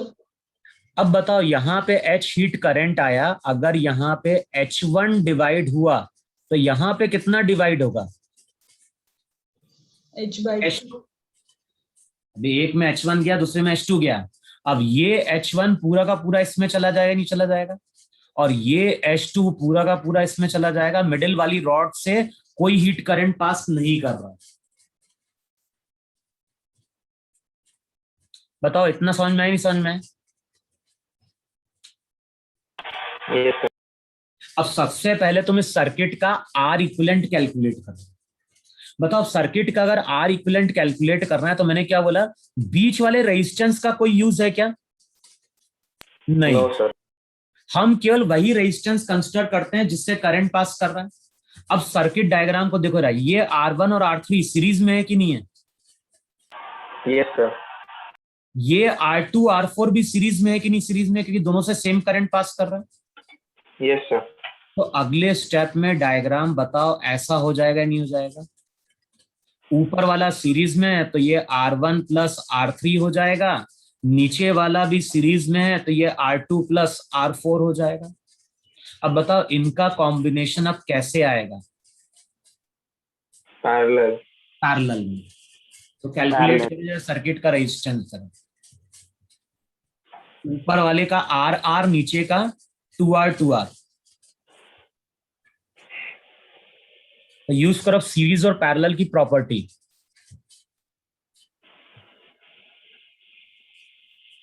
मैं रब कर रहा हूं कुछ पार्ट। अब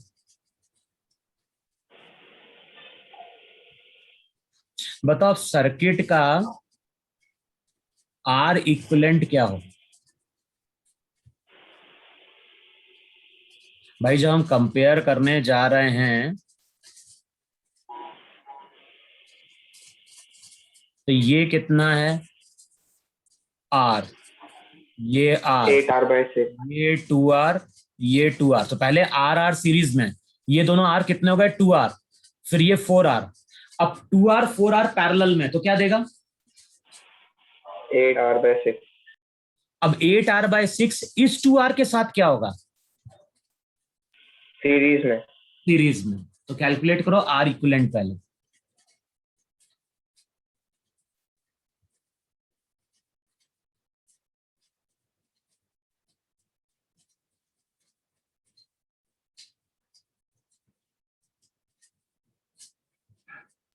टेन R/3.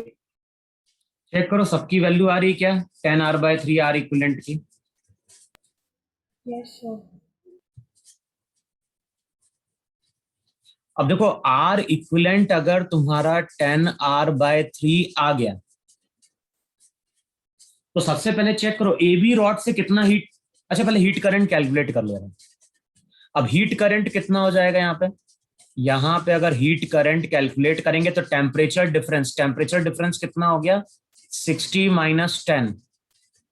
और आर इक्विवेलेंट क्या हो गया? आर इक्विवेलेंट हो गया 10R/3। तो चेक कर लो एच हीट करंट कितना?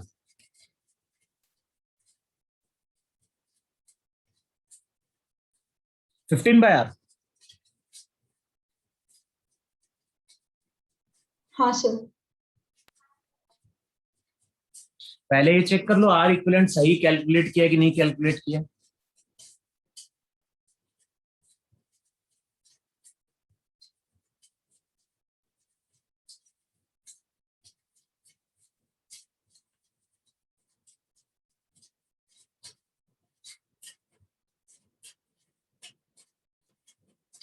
देखो आ रहा है कि नहीं आ रहा है इतना? आर सीरीज में 2, फिर 2 और 4 पैरेलल में, तो 8/6 R1 R2 upon R1 plus R2। Yes, sir. Check करो 10R/3 बना कि नहीं बना सकता? Yes, sir. बाद में 2R सीरीज में आएगा वहां पे, ए बी रॉड का रेजिस्टेंस था। अब चेक करो एच की वैल्यू 15/R आ गई क्या? Yes, sir. Yes, sir. अब सबसे पहले बताओ मुझे यहाँ पे ए बी रॉड के लिए,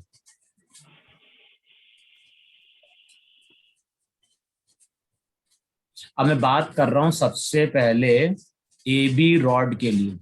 बताओ ए बी रॉड से कितना हीट करंट एंटर किया? एच किया? 15/R. अब एच को हम क्या लिख सकते हैं? बताओ एच को हम लिख सकते हैं टेम्परेचर डिफरेंस अपॉन यहां पे थर्मल रेजिस्टेंस कितना है? 2R। Yes, sir. अब एच की जगह पुट कर दो, एच की जगह पुट करोगे 15/R, तो यहां से T0 टेम्परेचर मिलेगा। तो पहले चेक करो जरा जंक्शन बी का टेम्परेचर कितना आ रहा है।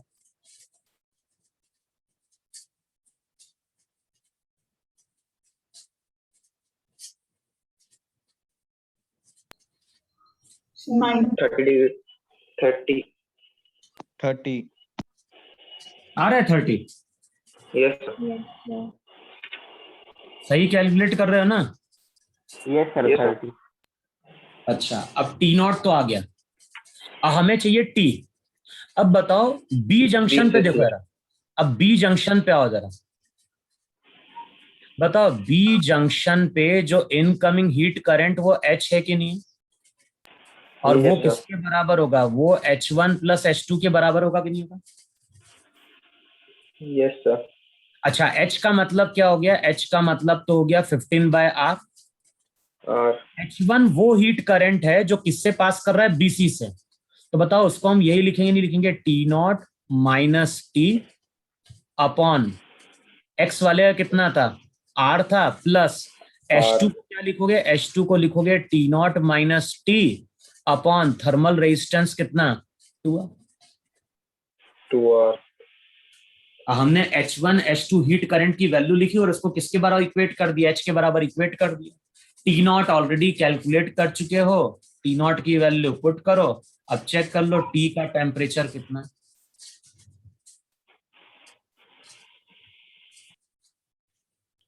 So 20. चेक करो टी की वैल्यू 20 आ रही है, टी नॉट आ गया 30, टी की value 20। Yes, sir.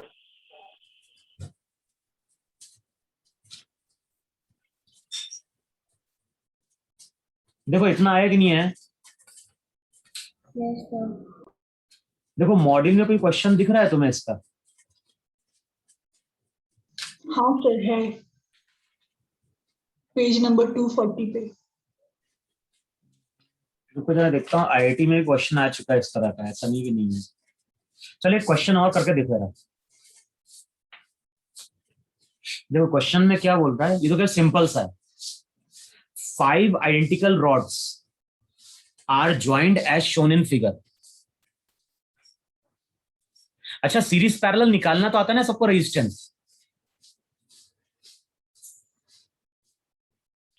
Yes, sir. लिखो क्वेश्चन में क्या बोल रहा है, 5 identical rods are joined as shown in figure। तो इस तरह से 5 रॉड है, 1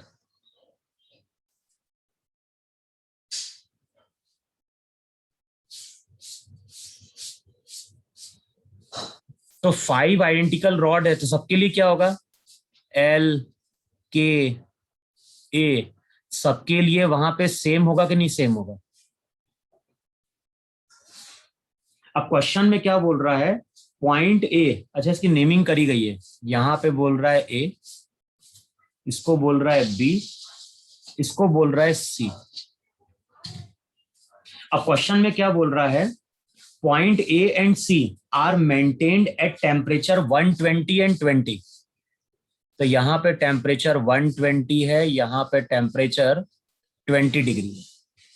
तो क्वेश्चन में बोल रहा है point A and C are maintained at temperature 120 and 20 degree Celsius respectively, the temperature of junction B will be. तो हमें बी का टेम्परेचर टी क्या करना है? कैलकुलेट करना है। अब कैलकुलेट करो, कैसे कैलकुलेट करो? जो चीज मैंने समझाई है वही प्रॉपर्टी अब तुम्हें यूज करनी है।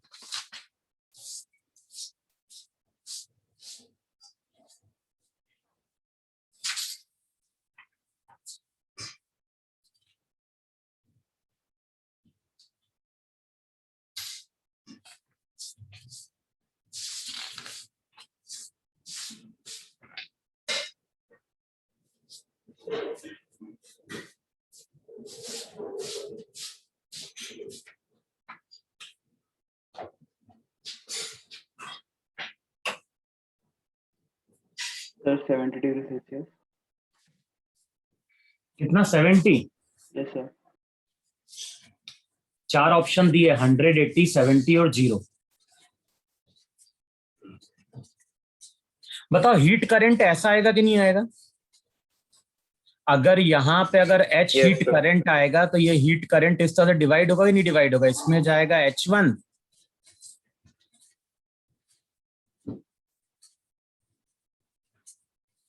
अच्छा सब रॉड का रेजिस्टेंस सेम है कि नहीं है? अबे हर Yes, रॉड sir. का रेजिस्टेंस R मानेंगे नहीं मानेंगे? Yes, sir. अब सबसे पहले हम कैलकुलेट करें हीट करंट, तो हीट करंट क्या होगा 120 माइनस 20 अपॉन R इक्विवेलेंट। बताओ अब R इक्विवेलेंट की वैल्यू क्या होगी? वो दोनों सीरीज में 2R, नीचे वाले भी R सीरीज में है, तो बताओ 2R पैरेलल में हो गए, R हो गया कि नहीं हो गया? अबे डायग्राम कुछ ऐसा बन गया कि नहीं बन गया? Yes, sir. Yes, R. ये सर आ रहा है। तो भाई ये R सीरीज में, ये R सीरीज में, तो अगले स्टेप में हो जाएगा R, ऊपर वाले क्या हो जाएंगे 2R, 2R. नीचे वाले भी क्या हो गए, फिर ये 2R और ये 2R पैरेलल में, तो अगले स्टेप में क्या हो जाएगा R/2, यानी हो जाएगा R। R. R तो बताओ R इक्विवेलेंट 2R आ गया कि नहीं आ गया? तो आ रही है। तो H की वैल्यू कितनी आ गई? H की वैल्यू आ गई 100/2R। Yes, sir. H की वैल्यू आ गई 100/2R, तो ये हो गया 50/R, हो गया कि नहीं हो गया? अच्छा, अब यही हीट Yes. करंट को हम लिख सकते हैं, ये हीट करंट को हम लिख सकते हैं 120 माइनस T अपॉन हो जाएगा R। R. इसमें हीट करंट H जा रहा है नहीं जा रहा, तो H का फॉर्मूला होगा 120 माइनस T/R। अब इसको सॉल्व कर लो Yes, sir. और चेक कर लो T की वैल्यू कितनी आ गई। T की वैल्यू आ गई वहां पे 70 डिग्री सेल्सियस। Yes, sir. 70. और Yes, अभी हम sir. क्या कर रहे हैं, कुछ डायग्राम देखो ना, तो वहां पे 7 रॉड होगी, 8 रॉड होगी, लेकिन ये वाले क्वेश्चन सॉल्व नहीं कर रहे हैं, क्योंकि एक बार हमें जब R इक्विवेलेंट कैलकुलेट करना आएगा ना, तो हम नंबर ऑफ केसेस के क्वेश्चन सॉल्व कर सकते हैं। Yes, sir. अब जैसे क्या होता है कि अभी तक तुम लोगों ने सिंपल चीजें पढ़ी हैं, थर्मल सिंपल सर्किट के रेजिस्टेंस कैलकुलेट करना सीखा है 9th-10th में। अब कुछ डायग्राम जो होते हैं ना वो ऐसे भी आते हैं, और अभी तुम लोगों को इनका रेजिस्टेंस कैलकुलेट करना नहीं आता है। कि मान लो सर्किट ऐसा बन गया, फिर ऐसा, फिर ऐसा, तो कुछ क्वेश्चन तुम देखोगे ना इस तरह के सर्किट पे भी बनते हैं। जैसे रॉड लगाएगा ना, तो रॉड इस तरह से लगा देगा कि रॉड इधर लगाई, इधर लगाई, ये रॉड लगा दी, यहाँ पे रॉड लगा दी, यहाँ पे रॉड लगा दी, फिर यहाँ पे टेम्परेचर दे देगा, फिर यहाँ का टेम्परेचर या फिर यहाँ का टेम्परेचर या यहाँ का टेम्परेचर पूछेगा। लेकिन इस तरह के क्वेश्चन हम तभी सॉल्व कर पाएंगे जब हमें R इक्विवेलेंट कैलकुलेट करना आएगा।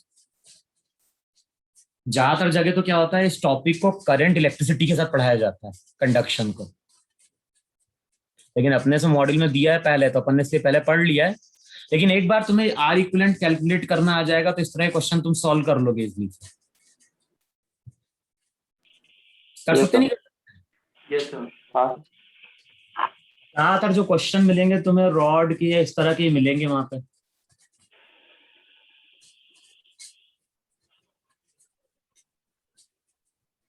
लिखो जरा एक क्वेश्चन और लिखो जरा, प्रॉपर्टी हमें यही यूज करनी है। क्वेश्चन में क्या बोल रहा है, 5 rods of same dimension are arranged as shown in figure। तो इस तरह से 5 रॉड है, 1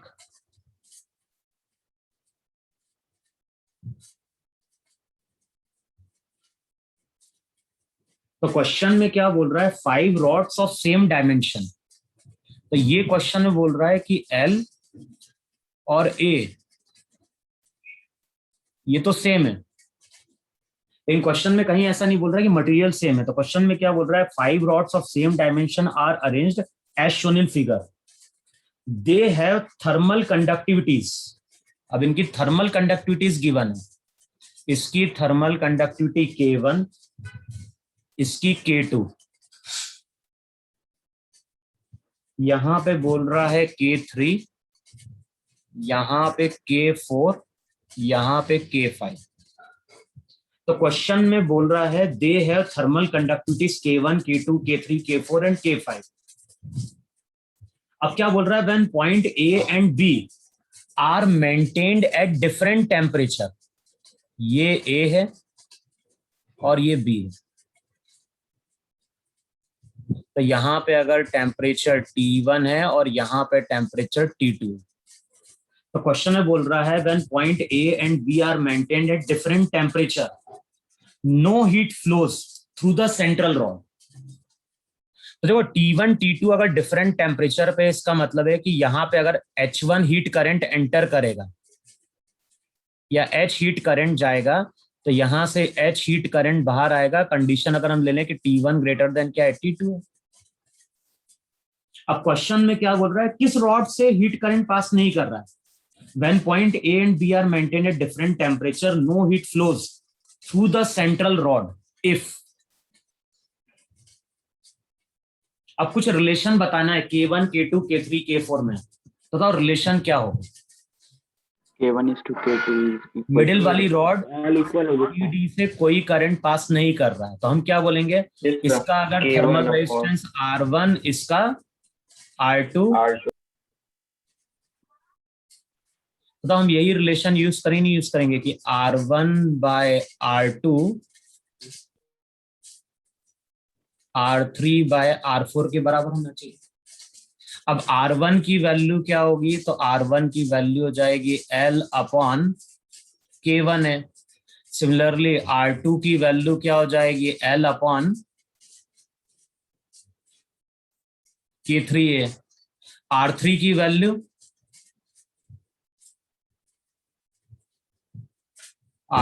वैल्यू हो जाएगी L अपॉन K2 है, और R4 हो जाएगा L अपॉन K4A। अब वैल्यू पुट करो, बताओ रिलेशन क्या आ रहा है K1, K2, K3 के ऊपर में। K1 into K4 is equal to K2 into K3. Check करो ये रिलेशन बन रहा है क्या, क्योंकि एक ऑप्शन ऐसा दिया है K1, K4, K2, K3 के बराबर।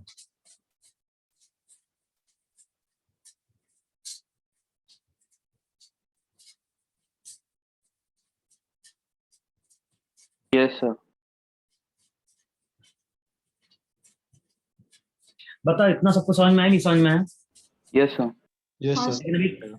अभी एक क्लास और लगेगी, अभी पूरे न्यूमेरिकल कंप्लीट नहीं हुए हैं। अभी जितने भी क्वेश्चन सॉल्व किए, कहीं पे हमने इंटीग्रेशन का यूज ही नहीं किया। कहीं पे यूज किया क्या? अभी हमने केवल सिंपल क्वेश्चन सॉल्व किए, जहां पे हम क्या कर रहे हैं, करंट इलेक्ट्रिसिटी की प्रॉपर्टी यूज कर रहे हैं, इनकमिंग करंट आउटगोइंग करंट के बराबर है। अब तुम लोग मॉड्यूल में चेक करना है, इस तरह के कुछ क्वेश्चन दिए होंगे, टी सेक्शन दिया होगा या फिर 3 रॉड ज्वाइन कर रहे होंगे, तो सीरीज पैरेलल के कॉम्बिनेशन में क्वेश्चन करके देखना। अब जो अगली क्लास आएगी तो उसमें हम क्या करेंगे, जो लास्ट क्लास में हमने रिजल्ट डिराइव किया था ना, सिलेंडर का या फिर शेल का, लास्ट क्लास में हमने रिजल्ट डिराइव किया था सिलेंडर और शेल के लिए हीट करंट का। Yes, sir. Yes, तो sir. अब अगली क्लास में हम कुछ क्वेश्चन सॉल्व करेंगे, जहां पे हम क्या करेंगे, इंटीग्रेशन का यूज देखेंगे, और कुछ क्वेश्चन हम कल ऐसे भी सॉल्व करेंगे जहां पे थर्मोडायनेमिक्स भी होगी। अब देखो थर्मोडायनेमिक्स कैसे होती है, कंटेनर में गैस है और पिस्टन को कंडक्टिंग बना दे तो क्या होगा, हीट बाहर जाएगी। तो वहां पे क्या करता है, कुछ क्वेश्चन में ऐसे करता है, कंटेनर लेगा, गैस फिल कर देगा, कॉइल लगा देगा, ऊपर पिस्टन लगा देगा कंडक्टिंग। अब क्या होगा, जो कॉइल के थ्रू हीट आएगी उसका कुछ पार्ट गैस को मिलेगा, कुछ पार्ट कहाँ चला जाएगा, कंडक्शन के कारण लॉस में चला जाएगा। तो इस तरह के कुछ क्वेश्चन आएंगे जहां पे हम क्या करेंगे, इंटीग्रेट करेंगे वहां पे। तो अभी एक क्लास और लेंगे कंडक्शन की, जिसमें न्यूमेरिकल सॉल्व करेंगे, और उसके बाद फिर अगली क्लास में हम लोग रेडिएशन कंप्लीट करेंगे। कल 2 क्लास है ना? Yes sir. हाँ, तो सुबह अपन क्या करेंगे, कंडक्शन के न्यूमेरिकल कंप्लीट कर देंगे और शाम को फिर रेडिएशन कंप्लीट करेंगे। Yes sir.